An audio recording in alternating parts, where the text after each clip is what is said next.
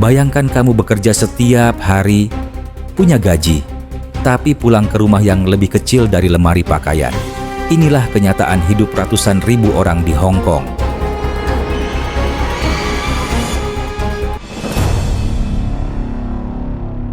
Di balik gedung pencakar langit Hong Kong, di balik kota yang disebut sebagai salah satu pusat keuangan dunia, ada kehidupan yang hampir tak terlihat.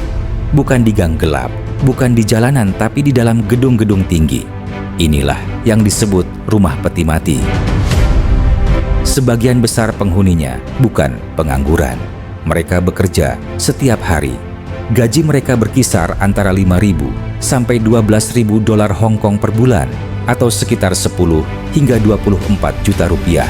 Mereka adalah petugas kebersihan, penjaga keamanan, buruh logistik, pelayan restoran, bahkan lansia yang masih bekerja paruh waktu. Sekilas, gaji ini terlihat cukup. Tapi di Hong Kong, cukup itu tidak ada artinya. Sewa apartemen paling kecil dan sederhana bisa mencapai 15.000 sampai 25.000 dolar Hong Kong per bulan. Artinya, seluruh gaji mereka pun tidak cukup hanya untuk menyewa satu unit apartemen normal. Belum makan, belum transportasi, belum listrik dan air. Disinilah pilihan hidup mulai menghilang. Akhirnya, mereka memilih tempat yang masih bisa dijangkau, rumah peti mati. Sewanya memang lebih murah, sekitar 2.000 sampai 4.000 dolar Hong Kong per bulan. Namun luasnya hanya 1,5 sampai 3 meter persegi. Di dalam ruang sekecil itu, mereka tidur, makan, menyimpan barang, bahkan mereka memasak di toilet. Tidak bisa berdiri tegak, tidak bisa merentangkan tangan.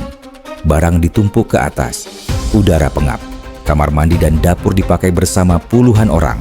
Lalu pertanyaannya, kenapa rumah di Hong Kong bisa semahal ini? Pertama, lahan sangat terbatas. Sebagian besar wilayah Hong Kong adalah pegunungan dan kawasan hijau yang tidak bisa dibangun bebas. Kedua, rumah dijadikan investasi, bukan lagi tempat tinggal. Banyak unit dibiarkan kosong karena nilainya terus naik. Ketiga, rumah subsidi sangat sedikit. Antreannya bisa 10 sampai 20 tahun. Artinya, seseorang bisa bekerja seumur hidup namun tak pernah mendapatkan rumah layak. Hidup di rumah peti mati bukan hanya soal sempit. Banyak penghuninya mengalami stres, gangguan tidur, depresi, hingga masalah kesehatan.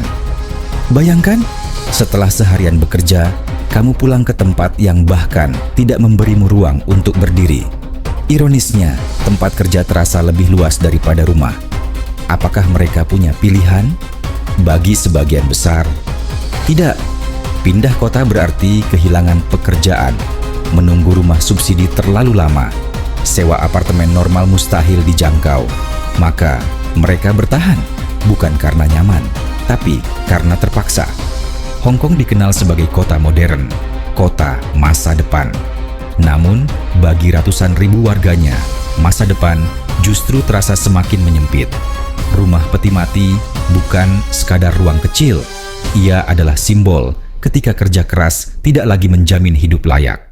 Dan mungkin pertanyaan terbesarnya adalah, jika seseorang bekerja setiap hari namun hanya mampu tinggal di ruang seukuran peti mati, apa arti kemajuan sebuah kota?